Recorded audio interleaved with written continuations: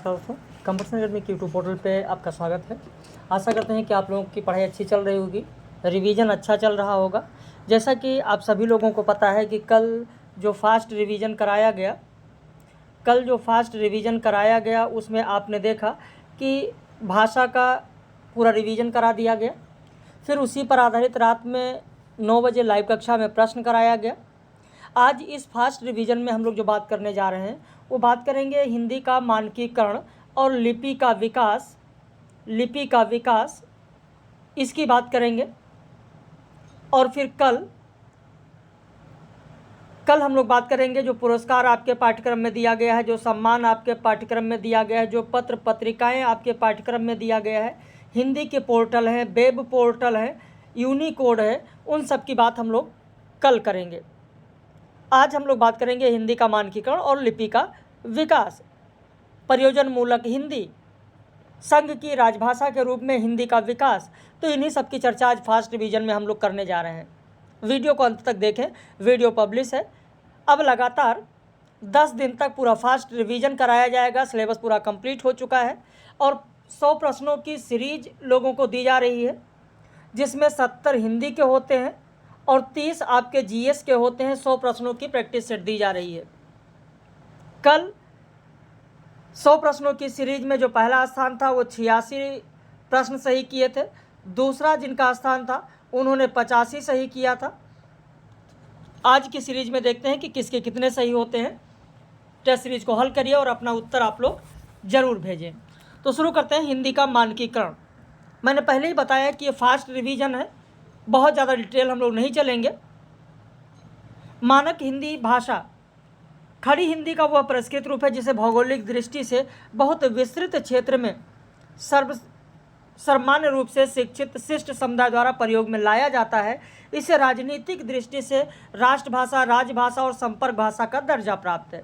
देखिए, किसी भाषा के मानकीकरण की अगर बात करें, थोड़ा सा कॉन्सेप्ट समझ लीजिए। मानक भाषा से क्या तात्पर्य है? मानक का अभिप्राय होता है आदर्श, श्रेष्ठ या परिनिष्ठित, यानी भाषा का जो रूप उस भाषा के प्रयोक्ताओं के अलावा अन्य भाषा भाषियों के लिए आदर्श होगा, जिसके माध्यम से वह उस भाषा को सीखेंगे। जिस भाषा रूप का व्यवहार पत्राचार, शिक्षा, सरकारी कामकाज, सामाजिक सांस्कृतिक आदान प्रदान में समान स्तर पर होगा, वह उस भाषा का मानक रूप कहलाता है। हिंदी में मानक शब्द का प्रचलन अंग्रेजी के किससे आया है? स्टैंडर्ड से आया है। स्टैंडर्ड शब्द के पर्याय के रूप में हुआ है। भाषा के जिस रूप को प्रायः व्याकरण सम्मत, शुद्ध, परिनिष्ठित तथा परिमार्जित कहा जाता है, उसके लिए अब मानक शब्द मान्य है। स्टैंडर्ड का एक अर्थ स्तर भी है। कहते हैं कि आपका स्टैंडर्ड कैसा है, यानी आपका स्तर कैसा है। तो हमारे जीवन स्तर की भांति भाषा प्रयोग का भी स्तर अलग अलग हो सकता है। भाई, पारिवारिक बातचीत में हम जिस स्तर की भाषा का प्रयोग करते हैं उसका कार्यालय के किसी अधिकारी पद पर, अध्यापन क्षेत्र में या साहित्य संगोष्ठी में नहीं कर सकते हैं। और आपसी बोलचाल की भाषा का स्तर सामान्य विभिन्न बोलियों, अनौपचारिक कथनों और अनेक प्रकार के अशुद्ध और असंगत प्रयोग से युक्त हो सकता है। लेकिन शिष्ट समाज में, विधानसभा में, संसद में, कक्षा में, कार्यालय में, अदालत में, साहित्यिक मंच पर हम उससे कुछ अलग स्तर की भाषा का प्रयोग करेंगे, जिसे उच्च स्तर की भाषा कहा जाएगा। और यही उच्च स्तरीय आदर्श भाषा मानक भाषा कहलाती है। और यह व्याकरणिक नियमानुसार व्यवस्थित होगी। उसमें स्थानीय बोलियों का समावेश नहीं होगा। यह वह भाषा होगी जो शैक्षणिक, साहित्यिक पुस्तकों, पत्र पत्रिकाओं, सरकारी कागजों में प्रयुक्त होती है। तो हम कह सकते हैं कि मानक भाषा किसी देश या राज्य की वह प्रतिनिधि तथा आदर्श भाषा होती है जिसका प्रयोग वहाँ के शिक्षित वर्ग द्वारा अपने सामाजिक, सांस्कृतिक, व्यापारिक, वैज्ञानिक और प्रशासनिक कार्यों में किया जाता है। तो अब ये चीज़ मेरे ख्याल से आपके समझ में आ गया होगा कि मानक भाषा क्या है। किसी भाषा के मानकीकरण का क्या कारण हो सकता है? बाय द वे, अगर परीक्षा में पूछा जाए कि मानकीकरण के कारण भले ही फास्ट रिवीजन है, लेकिन चीज़ों को ध्यान दीजिए। मानकीकरण का क्या कारण हो सकता है भाई? मानकीकरण की प्रक्रिया को समझने के लिए उसके कारणों को जानना जरूरी है। जैसे भौगोलिक कारण। क्या भौगोलिक कारण होगा भाई? भौगोलिक परिवेश जो होगा, भौगोलिक परिवेश का भाषा के मानकीकरण की प्रक्रिया में बहुत बड़ा योगदान है। जहाँ क्षेत्र समतल हो, यातायात संचार सुविधाएं पर्याप्त हो, वहाँ की बोली को भाषा और भाषा को मानक भाषा बनते देर नहीं लगती। तो ये मानकीकरण में इसका बहुत बड़ा रोल है, क्योंकि इसका विस्तार और तेजी से होता है। भाई बीहड़ पहाड़ी क्षेत्र में बोलियां आज भी बोली स्तर से ऊपर नहीं उठ पाई हैं, क्योंकि मैदानी क्षेत्र में खड़ी बोली पंजाबी, गुजराती, मराठी, बांग्ला सब मानक भाषा का दर्जा प्राप्त कर चुकी हैं। तो मानकीकरण के कारण में भौगोलिक परिवेश की महत्वपूर्ण भूमिका होती है, राजनैतिक परिवेश की भी भूमिका होती है। ऐसे ही धार्मिक कारण भी होते हैं। भाई धार्मिक कारण यद्यपि किसी भाषा के मानकीकरण की प्रक्रिया में बहुत अधिक सहायक नहीं होते हैं, लेकिन जन सामान्य की धर्म में विशेष रुचि और आस्था होने के कारण विभिन्न धार्मिक ग्रंथों, शास्त्रों, प्रवचनों में प्रयुक्त होने वाली भाषा का प्रयोग बढ़ जाता है और उसमें अभिव्यक्ति और विवेचन की क्षमता समृद्ध होने लगती, जो उसे बोलचाल के सामान्य स्तर से ऊंचा उठाकर एक परिनिष्ठित रूप की ओर अग्रसर करती है। ऐसे ही सामाजिक कारण भी होता है, ऐसे शैक्षणिक कारण भी होता है, साहित्यिक कारण भी होता है। तो ये सब कारण आप लिखना चाहें तो लिख सकते हैं कि मानकीकरण के क्या कारण हो सकते हैं। या बाय द वे अगर परीक्षा में पूछा जाए कि मानक भाषा की विशेषता क्या है, मानक भाषा की विशेषता, यह भी परीक्षा में पूछा जा सकता है। मानक भाषा की विशेषता, तो मानक भाषा में आप देखेंगे ऐतिहासिक परंपरा आपको देखने को मिलेगा, स्वायत्तता आपको मिलेगी, केंद्रोन्मुखता आपको मिलेगा, प्रयोग बहुलता मिलेगा, सहजता या सुबोधता भी मिलेगा, व्याकरणिक नियमों की समानता मिलेगी, एक रूपता मिलेगा। तो ये सारी चीज़ें आपको देखने को मिलेंगी। तो मेरे ख्याल से अब आपका कॉन्सेप्ट क्लियर हो गया होगा। आगे बढ़ते हैं। मानक हिंदी को मुख्यतः दो लक्षणों के आधार पर वर्गीकृत कर सकते हैं, वर्गीकृत का अध्ययन कर सकते हैं, बहिरंग और अंतरंग। बहिरंग और अंतरंग।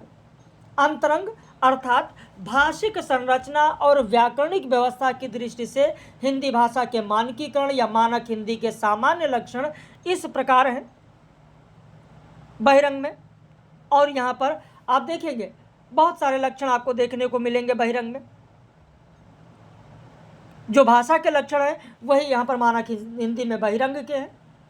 स्वायत्तता, ऐतिहासिक परंपरा, भौगोलिक विस्तार, जो मैंने अभी आपको बताया। अंतरंग लक्षण के तहत अगर हम देखें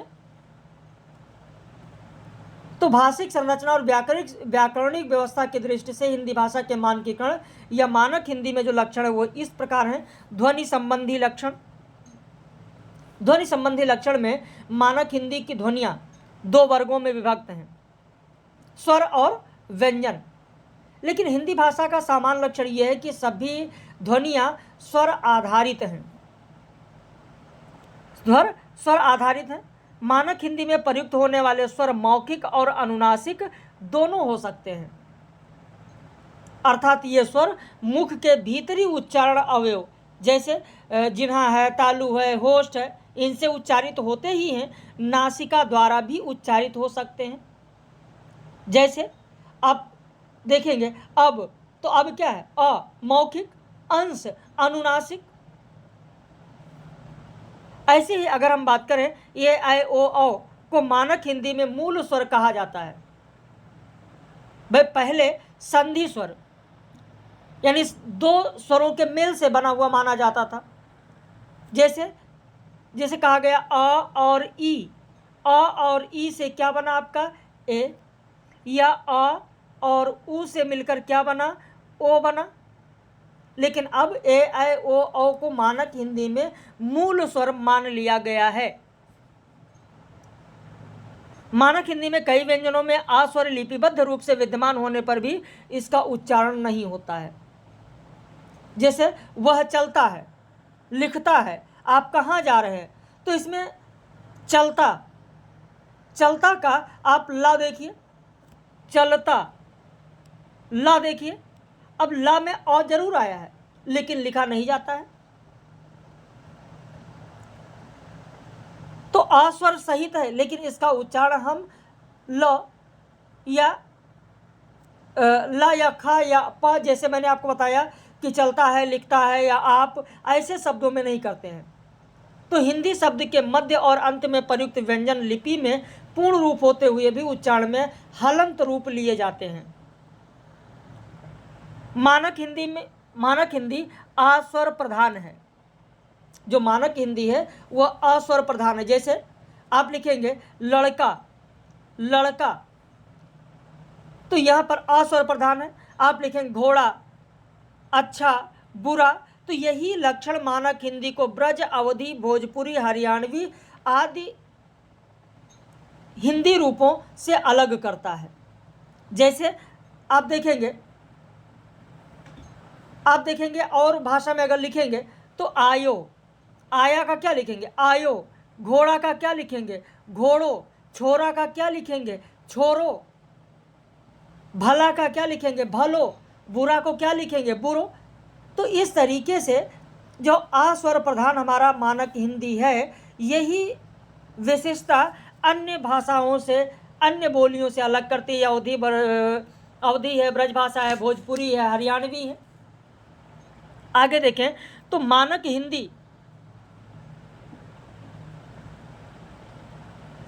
हिंदी की ध्वनियों में मात्रा का विशेष महत्व है। मानक हिंदी की ध्वनियों में मात्रा का विशेष महत्व है। अब वो चाहे लघु हो चाहे दीर्घ हो। ऐसे अगर हम आगे बात करें, मानक हिंदी में अन्य भाषाओं के कतिपय स्वर ध्वनियों को भी अपने ध्वनि परिवार में सम्मिलित कर लिया है। जैसे बांग्ला के ओ, अंग्रेजी का अ, बहुत सारे उदाहरण आपको देखने को मिलेंगे। जैसे आप लिखेंगे डॉक्टर, तो इसमें अ अंग्रेजी से लिया गया है। ऑपरेशन, ऑपरेशन में अ अंग्रेजी से लिया गया। बॉक्स में अ किससे लिया गया, तो ये आपका अंग्रेजी से लिया गया। तो ये सब मध्यवर्ती स्वर हैं। अगर हम व्यंजन की बात करें तो मानक हिंदी में या और व व्यंजन का उच्चारण प्रयोग स्वर और व्यंजन दोनों रूपों में मान्य है। दोनों रूपों में मान्य है या और व। मानक हिंदी में सा और सा ध्वनियों का उच्चारण लिखित रूप में प्रयोग और अर्थ विभेद पूर्णतया स्पष्ट और शुद्ध है। मानक हिंदी में ख का उच्चारण सा के समान होता है। जैसे आप देखेंगे क्या लिखेंगे, अभिलाषा। उच्चारण देखिए, लिखित में देखिए, उच्चारण में देखिए, दोनों में अलग है। व्यंजन ध्वनियों का संयुक्त और द्वैत रूप में प्रयोग मानक हिंदी का उल्लेखनीय लक्षण है। मानक हिंदी में उच्चारित और लिखित रूप में एक रूपता होती है। रूप रचना संबंधी लक्षण की अगर हम बात करें तो रूप से आशय क्या है, रूप से अभिप्राय यहाँ विभिन्न ध्वनियों से संरचित उन शब्दों और पदों से है जिनके विकारी और अभिकारी भेद से विभिन्न रूप संभव हैं और जिसमें लिंग, वचन, कारक, वाच्य आदि के कारण विशेष परिवर्तन अपेक्षित है। और इसी संबंध में मानक हिंदी के कुछ लक्षण इस प्रकार यहाँ पर हमको देखने को मिल सकते हैं। जैसे व्याकरणिक स्तर पर मानक हिंदी के वर्गों को शब्द को दो वर्गों में विकारी और अविकारी में विभाजित किया गया है। और इसमें विकारी और अविकारी में चार चार प्रकार के शब्द हैं। पहले वर्ग में आप देखेंगे संज्ञा, सर्वनाम, क्रिया, विशेषण। दूसरे वर्ग में क्रिया, विशेषण, योजक, समुच्चय बोधक, विस्मय बोधक। पहले वर्ग के रूप में देखें तो लिंग, वचन, कारक, वाच्य आएंगे। द्वितीय वर्ग के शब्द में रूप हर अवस्था में एक से रहते हैं। तो ये व्याकरणिक स्तर पर विकारी और अविकारी आएंगे। विकारी शब्द के तहत मैंने यहाँ पर बताया संज्ञा, सर्वनाम, विशेषण, क्रिया, लिंग, वचन, कारक, वाच्य के कारण बदल जाते हैं। ऐसे अविकारी आप देखें मानक हिंदी में संज्ञा शब्दों में प्रमुखता केवल 4 रूपांतर होते हैं, 2 मूल रूप होते हैं, 2 परिवर्धित रूप होते हैं। 2 मूल रूप और 2 परिवर्धित रूप। मानक हिंदी में विशेषण और क्रिया विशेषण के रूप संज्ञा के लिंग वचन आदि के अनुसार बदलते हैं। पूरा विस्तृत मैंने आप लोगों को पढ़ाया है। ऐसे मानक हिंदी में केवल 2 लिंग और 2 वचन होते हैं। मानक हिंदी में 8 कारकों के लिए परसर्ग निश्चित है। कर्ता कारकों में ने विभक्ति का प्रयोग मानक हिंदी की निजी विशेषता है। यह आपके लिए बहुत ही महत्वपूर्ण है। ने विभक्ति या परसर्ग का प्रयोग मानक हिंदी की निजी विशेषता है। वाक्य रचना संबंधी लक्षण की अगर बात करें तो मानक हिंदी का वाक्य गठन संबंधी सर्वप्रथम उल्लेखनीय लक्षण यह है कि इसमें पद, न्यास, कर्ता, कर्म, क्रिया के क्रम में रहता है। मानक हिंदी में वाक्य के उद्देश्य भाग के विस्तारक अंश तथा विधेय भाग के विस्तारक अंश को क्रमशः उद्देश्य और विधेय से पूर्व रखा जाता है। तो ये पूरा विस्तृत आप लोगों को पढ़ाया गया है। मानक हिंदी के विविध रूपों की अगर हम बात करें तो मानक हिंदी की आधारभूत भाषा खड़ी बोली है और खड़ी बोली के क्षेत्र के बाहर का व्यक्ति केवल औपचारिक स्तर पर ही मानक हिंदी का प्रयोग करता है, बाकी व्यवहारिक जीवन के क्षेत्रीय बोली का प्रयोग करता है। इसलिए मानक हिंदी के विविध रूप में मुख्यतः सामान्य हिंदी और क्षेत्रीय बोलियां आती हैं और इसे साधु भाषा के नाम से भी जाना जाता है, टकसाली भाषा कहा जाता है, शुद्ध भाषा कहा जाता है, आदर्श भाषा कहा जाता है, परिनिष्ठित भाषा भी कहा जाता है। मानक भाषा की शैलियाँ कौन कौन सी अगर हम देखें तो क्षेत्रीय शैली, सामाजिक शैली और सांस्कृतिक शैली होती है। क्षेत्रीय शैली क्या है? तो हिंदी भाषा क्षेत्र में विभिन्न बोलियों का हिंदी पर प्रभाव भिन्न शैलियाँ उत्पन्न होती हैं जिन्हें क्षेत्रीय शैली कहते हैं और सभी शैली एक दूसरे से भाषाई स्तर पर अलग होती है। सामाजिक शैली की बात करें तो सामाजिक स्तर पर और सामाजिक परिस्थितियों के कारण जब भाषा बदलती है तो उसे सामाजिक शैली कहते हैं। सांस्कृतिक शैली हिंदी और उर्दू शैली आती है इसके तहत। मानक हिंदी की साहित्यिक शैली में अगर हम देखें तो इसके 3 रूप हैं: उच्च हिंदी शैली, उच्च उर्दू शैली और उच्च हिंदुस्तानी शैली। जयशंकर प्रसाद की कामायनी तथा नाटक, हजारी प्रसाद द्विवेदी का बाणभट्ट की आत्मकथा, यशपाल की रचना दिव्या, इसमें उच्च हिंदी शैली का प्रयोग हुआ है। सादत हसन मंटो की जो कहानियां हैं, इस्मत चुगताई की रचनाएं हैं, राजेंद्र सिंह वेदी की रचनाएं हैं, कृष्णचंद्र की रचनाएं हैं, चाहे जामुन का पेड़ हो, आपने पढ़ा होगा यूजीसी नेट में, उर्दू शैली में है। हिंदुस्तानी शैली में प्रेमचंद ने प्रचुर साहित्य रचा है। अमृतलाल नागर, भगवती चरण वर्मा, राही मासूम रजा, गोविंद मिश्र, श्रीलाल शुक्ल, इन्होंने हिंदुस्तानी शैली में साहित्य रचा है। राग दरबारी आपने पढ़ा ही होगा, हिंदुस्तानी शैली में रचा गया है। भाषा एक सामाजिक यथार्थ होता है, यानी भाषा सामाजिक संदर्भों के अनुरूप अपने को ढालती है, इसीलिए हिंदी को प्रयोजन मूलक हिंदी भी कहा जाता है, जिसमें भिन्न शैलियों का प्रयोग होता है। जैसे यहाँ पर आप देखेंगे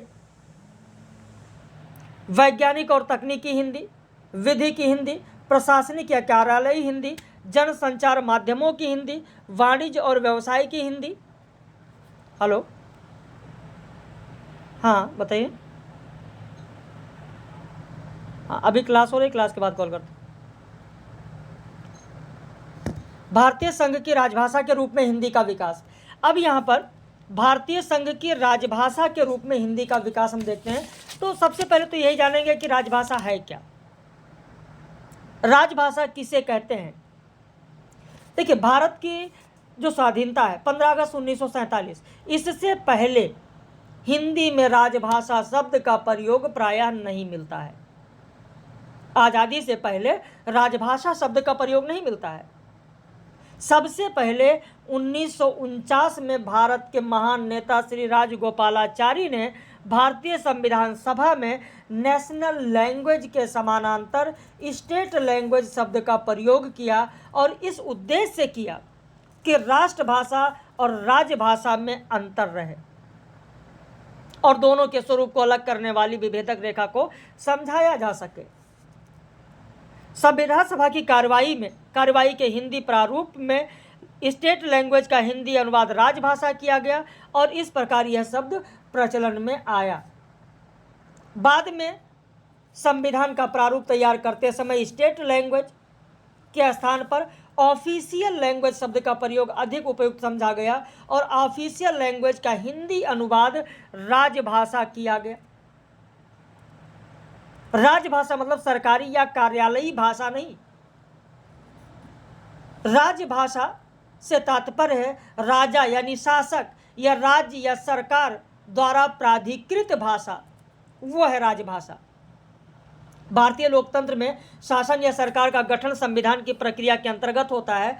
तो हम कह सकते हैं एक तरीके से कि राजभाषा का मतलब ये है संविधान द्वारा सरकारी कामकाज, प्रशासन, संसद और विधानमंडल तथा न्यायिक कार्यकलापों के लिए स्वीकृत भाषा राजभाषा है। तो आप कहेंगे सर राजभाषा और राष्ट्रभाषा में क्या अंतर है? राजभाषा और राष्ट्रभाषा में फिर क्या अंतर है? देखिए, राष्ट्रभाषा से अभिप्राय राष्ट्र की भाषा या समूचे राष्ट्र में प्रयुक्त होने वाली भाषा। इस दृष्टि से भारत में प्रमुख रूप से प्रयुक्त होने वाली सभी भाषाएं राष्ट्रभाषा कहलाने की अधिकारिणी हैं।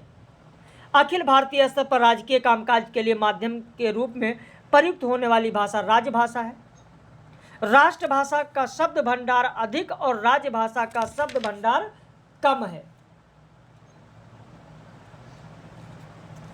राष्ट्रभाषा में राष्ट्र की आत्मा बोलती है।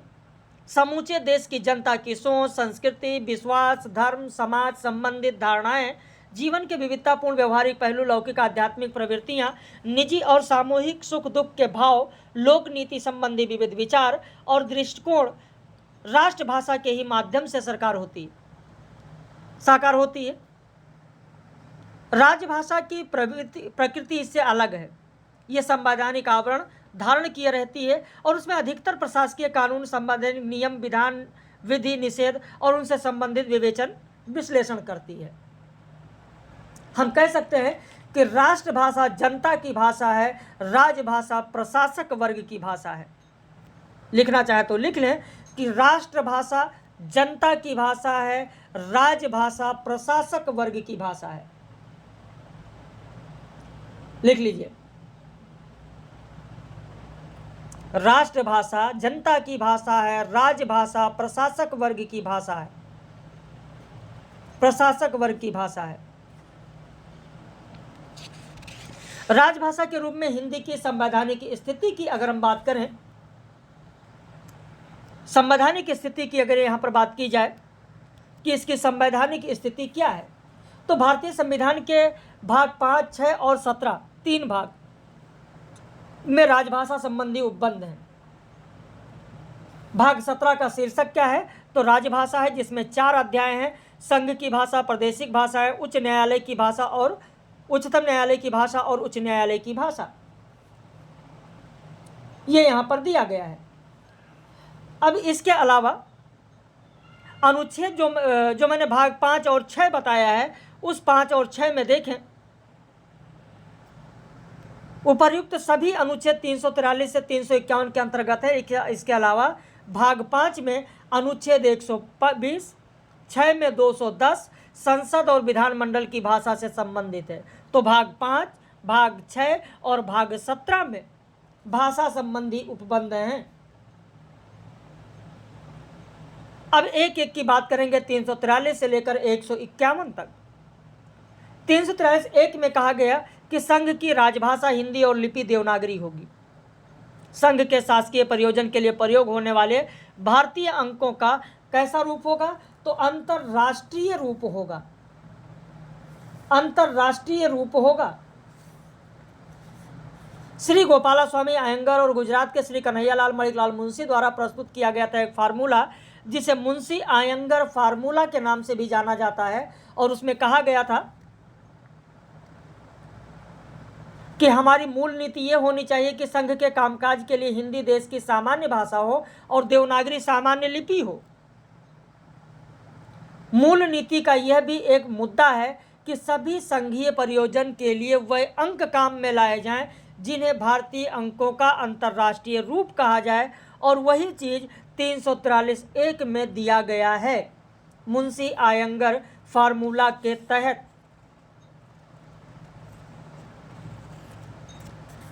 14 सितंबर 1949 14 सितंबर 1949 को जब संविधान सभा में राजभाषा संबंधी भाग स्वीकृत हुआ तो संविधान सभा के अध्यक्ष डॉक्टर राजेंद्र प्रसाद ने कहा था कि आज पहली बार हम अपने संविधान में एक भाषा स्वीकार कर रहे हैं जो भारत संघ के प्रशासन की भाषा होगी और जिसे समय के अनुसार अपने आप को ढालना और विकसित करना होगा। हमने अपने देश का राजनीतिक एकीकरण संपन्न किया है। राजभाषा हिंदी देश की एकता को कश्मीर से कन्याकुमारी तक अधिक सुदृढ़ बना सकेगी। अंग्रेजी की जगह भारतीय भाषा को स्थापित करने के लिए हम निश्चय ही और भी एक दूसरे के निकट आएंगे, ये कहा गया। किसके द्वारा? डॉक्टर राजेंद्र प्रसाद के द्वारा। अब इसके बाद 343(2) की बात करें तो खंड 1 में किसी बात के होते हुए भी इस संविधान के प्रारंभ से 15 वर्ष की अवधि तक, ये जरूर समय ध्यान रखना, कितने वर्ष की अवधि? 15 वर्ष की अवधि तक संघ के उन प्रशासकीय प्रयोजन के लिए अंग्रेजी भाषा का प्रयोग किया जाता रहेगा जिनके लिए उनका प्रयोग किया जा रहा है, ये कहा गया है 1 में। 343(1) के तहत ये कहा गया है, 2 के तहत कहा गया है। 343(3) में क्या कहा गया? इस अनुच्छेद में किसी बात के होते हुए भी सांसद उक्त 15 वर्ष की अवधि के पश्चात विधि द्वारा अंग्रेजी भाषा या अंकों के देवनागरी रूप का ऐसे प्रयोजन के लिए उपयोग का उपबंध कर सकेगी जो ऐसी विधि द्वारा बताए गए। राजभाषा के लिए आयोग और संसदीय समिति की अगर बात करें तो किसमें कहा गया है? यहाँ पर आप देखें, ये भी आपके लिए बहुत ही महत्वपूर्ण है। अनुच्छेद 344(1) में कहा गया है कि राष्ट्रपति इस संविधान के प्रारंभ के 5 वर्ष की समाप्ति पर यानी 26 जनवरी 1965 और उसके बाद ऐसे प्रारंभ से 10 वर्ष की बात की गई, 10 वर्ष की समाप्ति पर आदेश द्वारा एक आयोग का गठन करेंगे और इस आयोग में एक अध्यक्ष होंगे। 8वीं अनुसूची में बताई गई विभिन्न भाषाओं का प्रतिनिधि करने वाले अन्य प्रतिनिधि होंगे जिन्हें राष्ट्रपति के इस आदेश में आयोग द्वारा अपनाई जाने वाली प्रक्रिया भी निर्दिष्ट की जाएगी। ऐसे 344(2) में क्या कहा गया?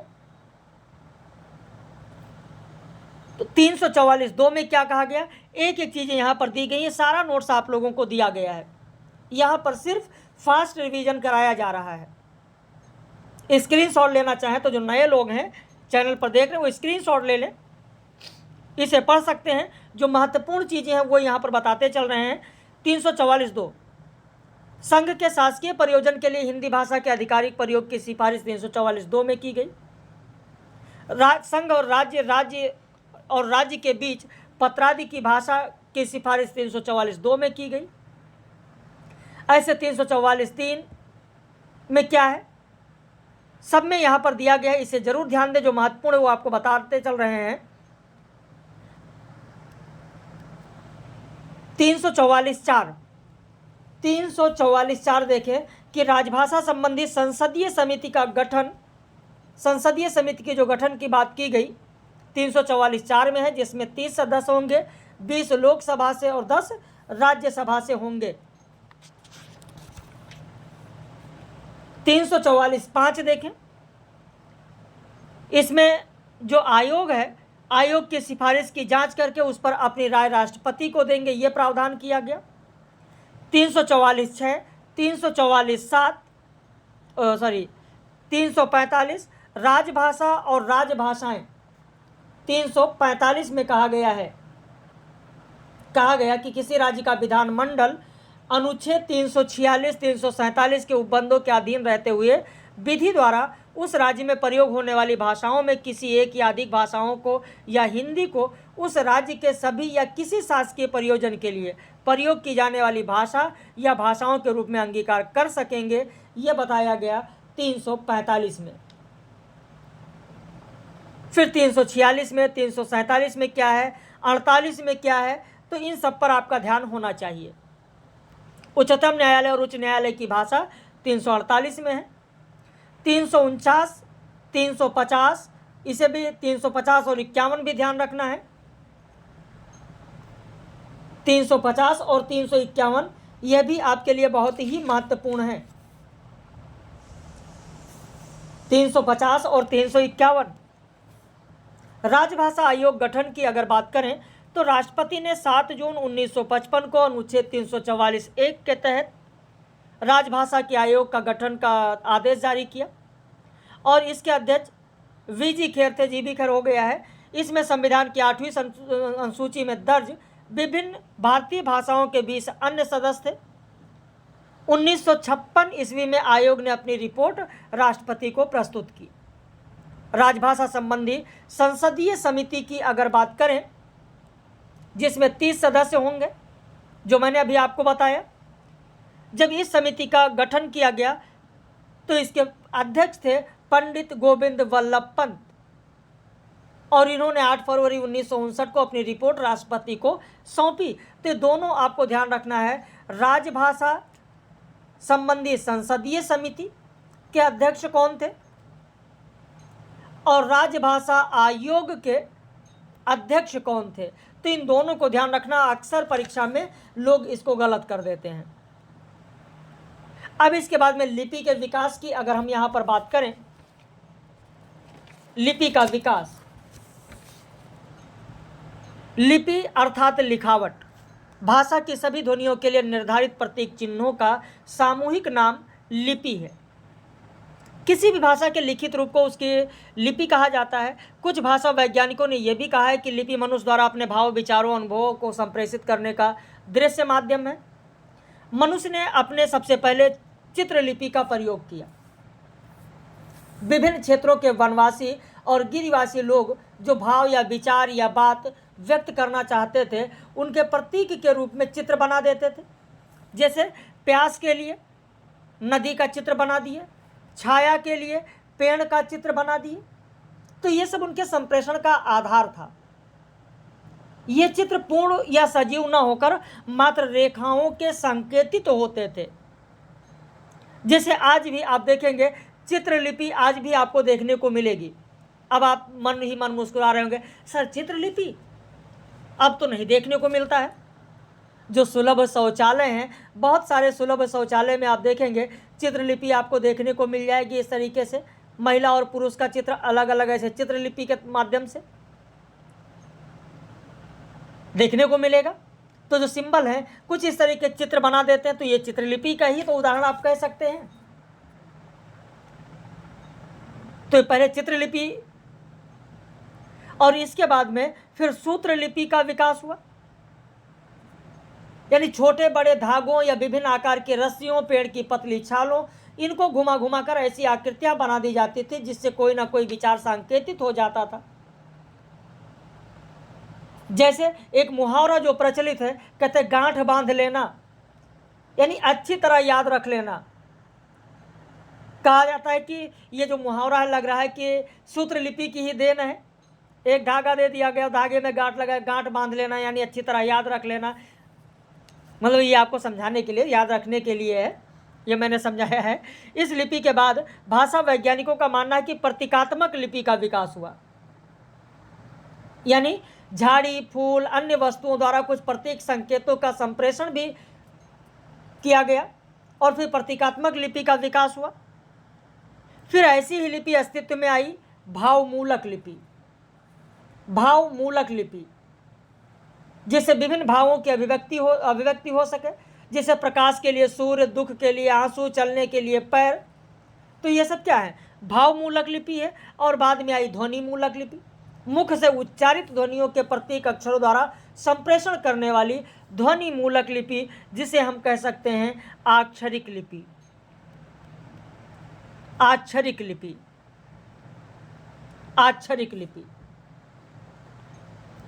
तो लिपि के विकास का क्रम अगर देखा जाए तो सबसे पहले क्या है, चित्रलिपि, फिर सूत्रलिपि, फिर प्रतीकात्मक लिपि, फिर भावमूलक लिपि और अंत में ध्वनि लिपि। भाई अक्षरिक लिपि का आविष्कार तब हुआ जब मनुष्य के ज्ञान का दायरा बढ़ता चला गया। सबसे पहले जिस लिपि के प्रमाण हमको मिलते हैं वो सिंधु घाटी की लिपि है। 20वीं शताब्दी के आरंभ में भारतीय उपमहाद्वीप के हड़प्पा और मोहनजोदड़ो नामक स्थान पर जो खुदाई हुई थी उससे बहुत सारे नमूने मिले हैं। और इसी लिपि को ना तो पूरी तरीके से हम चित्रलिपि कह सकते हैं और ना ही उसे हम अक्षरात्मक लिपि कह सकते हैं, ना ही चित्रलिपि कह सकते हैं और ना ही अक्षरात्मक लिपि कह सकते हैं। इसीलिए अधिकतर भाषा वैज्ञानिक जो हैं वो इसे संधिकालीन या संक्रमणकालीन, जिसे अंग्रेजी में आप कहते हैं ट्रांजिशनल स्क्रिप्ट, तो संक्रांतिकालीन कहते हैं। कहने का मतलब यह है कि यह लिपि पुरानी अपूर्ण लिपियों की समाप्ति और नई अक्षर लिपि की शुरुआत का परिचायक है। चीनी लिपि का विकास सिंधु घाटी की लिपि के बाद माना जाता है कि जो चीनी लिपि का विकास हुआ वो चीनी लिपि का विकास सिंधु घाटी की लिपि के बाद हुआ है। और इसी के बाद ही संसार की और भी लिपियां अस्तित्व में आई हैं जो या तो अक्षरात्मक हैं या वर्णात्मक हैं। मुख से उच्चारित ध्वनियों के प्रतीक अक्षरों और संप्रेषण करने वाली लिपि दो प्रकार की होती है, अक्षरात्मक लिपि और वर्णात्मक लिपि। अक्षरात्मक लिपियां वह हैं जिसमें सभी ध्वनियों के चिन्ह एक स्वर के सहारे उच्चारित होते हैं, जैसे जो हमारी देवनागरी है। ये देवनागरी क्या है? अक्षरात्मक लिपि है। इसकी सभी व्यंजन ध्वनियां अ स्वर के संयोग से उच्चारित होते हैं। जैसे कमल लिखना हुआ, आपको कमल लिखना हुआ तो क के नीचे हलंत आप लगाएंगे और इसमें अ है तभी तो क बनेगा। इसके बाद में आप लिखेंगे म के नीचे हलन, फिर लिखेंगे अ, उसके बाद में फिर लिखेंगे ल के नीचे हलन, फिर अ, तभी तो हुआ आपका कमल। तो स्वर जितनी भी व्यंजन ध्वनियां हैं आ स्वर के संयोग से उच्चारित होती हैं।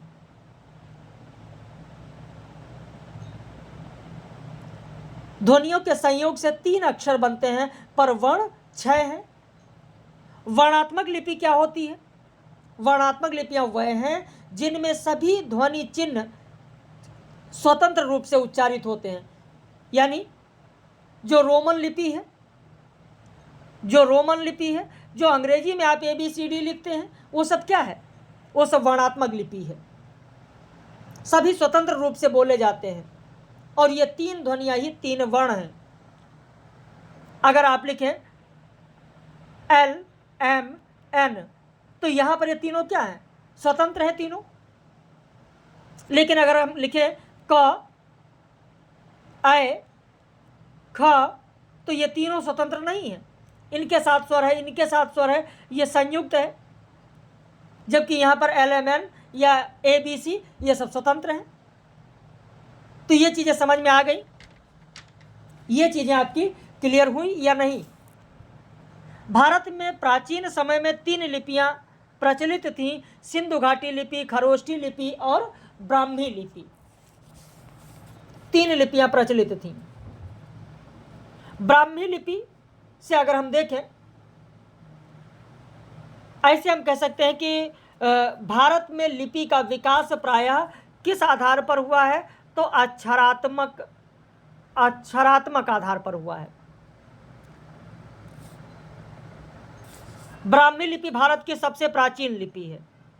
ब्राह्मी लिपि भारत की सबसे प्राचीन लिपि है और इसी के बाद से भारत की अन्य सभी लिपियों का विकास हुआ, जिनमें से देवनागरी सबसे प्रमुख है।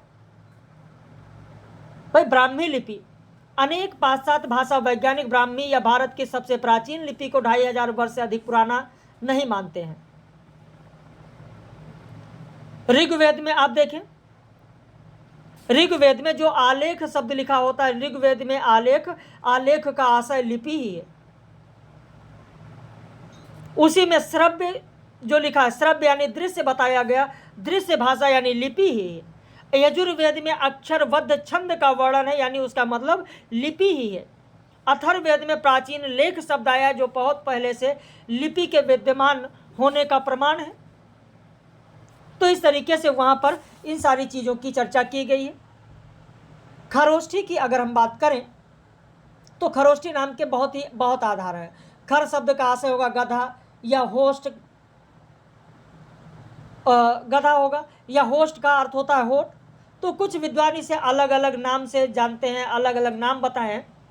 सबसे पहले यहाँ पर ब्राह्मी लिपि के दो रूप भारत में आए, एक दक्षिण और उत्तर में, दक्षिण ब्राह्मी और उत्तरी ब्राह्मी। ब्राह्मी के बारे में, दक्षिण ब्राह्मी और उत्तरी ब्राह्मी। उत्तरी ब्राह्मी से उत्तर भारत की, दक्षिण भारत की तमिल, तेलुगु, कन्नड़, मलयालम, इनका विकास हुआ। उत्तरी ब्राह्मी में सर्वप्रथम गुप्त लिपि अस्तित्व में आई। गुप्त लिपि ही जब साधारण प्रयोग से कुछ टेढ़े मेढ़े अक्षरों वाली हो गई थी तो गुप्त लिपि को ही कुटिल लिपि कहा जाता था। गुप्त लिपि को ही कुटिल लिपि भी कहा जाता था। कुटिल लिपि। और इसी के बाद में फिर क्या आई? शारदा लिपि। शारदा अर्थात सरस्वती, कश्मीर के विद्वान पंडित वर्ग की आराध्या देवी रही हैं। उन्होंने ही कुटिल लिपि को कुछ 100 में सुंदर रूप से ढालकर इस नई लिपि को प्रचलित किया और शारदा लिपि नाम दिया। कश्मीर से अलग गुजरात, महाराष्ट्र, मध्य प्रदेश, कुरुक्षेत्र, इन सब क्षेत्रों में कुटिल लिपि से जो नई लिपि का विकास हुआ वो था प्राचीन नागरी। और बाद में फिर इसी से इसका नाम फिर रखा पड़ा देवनागरी। तो संक्षेप में हम कह सकते हैं कि देवनागरी लिपि की विकास परंपरा की रूपरेखा जो है वो इस तरीके से हम समझ सकते हैं कि ध्वनि लिपि क्रम से अगर हम देखें, ध्वनि लिपि, आक्षरिक लिपि, फिर सिंधु घाटी की लिपि, ब्राह्मी लिपि यानी गुप्त लिपि, कुटिल लिपि यानी शारदा लिपि, प्राचीन नागरी और फिर देवनागरी। तो ये चीज़ मेरे ख्याल से जो बताया गया वो आपके समझ में आ गया होगा।